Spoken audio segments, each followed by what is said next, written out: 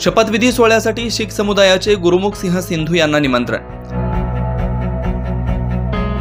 15व्या विधानसभेचा मागील 10 दिवसांपूर्वी निकाल जाहीर झाला। निकाल जाहीर झाल्यानंतर मुख्यमंत्री कोण होणार याकडे संपूर्ण राज्याचं लक्ष लागून आहे।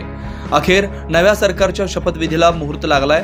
उद्या मुंबईतील आझाद मैदानावर हा शपथविधी सोहळा पार पडणार आहे। यासाठी लाडक्या बहिणींसह साधू महंत यांच्या आशीर्वादानं शपथविधी सोहळा संपन्न होणार आहे। यासाठी नाशिकच्या शीख समुदायाच्या समन्वय समितीचे सदस्य गुरुमुख सिंह संधू यांना देखील आमंत्रण देण्यात आलंय। यावेळी गुरुमुख सिंह संधू यांनी या सरकारने 75 वर्षात पहिल्यांदा शीख समुदायासाठी एक समुदाय समिती बनवली, त्यामुळे या सरकारवर आमचा विश्वास आहे।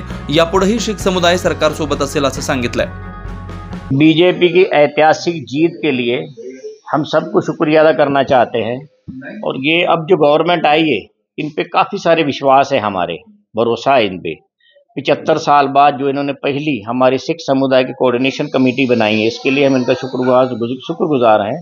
और ये पहली बार हुआ है कि फडणवीस साहब ने हमारे सिख समुदाय को भी शपथ विधि के लिए बम्बई बुलाया है, जिसके लिए हमको इनविटेशन आया गया है।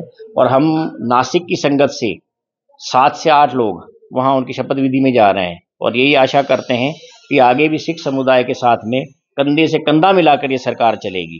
वाहिगुरु जी का खालसा, वाहिगुरु जी की फतेह। उद्या मुंबईतील आझाद मैदानावर होणाऱ्या शपथविधीसाठी राज्यासह देशभरातील प्रमुख साधू महंतांना आमंत्रण देण्यात आलंय। त्यामुळे उद्या होणाऱ्या या शपथविधी सोहळ्याकडे संपूर्ण राज्याचं लक्ष लागलंय। 9 न्यूज महाराष्ट्रासाठी प्रतिनिधी वैभव घुगे, नाशिक।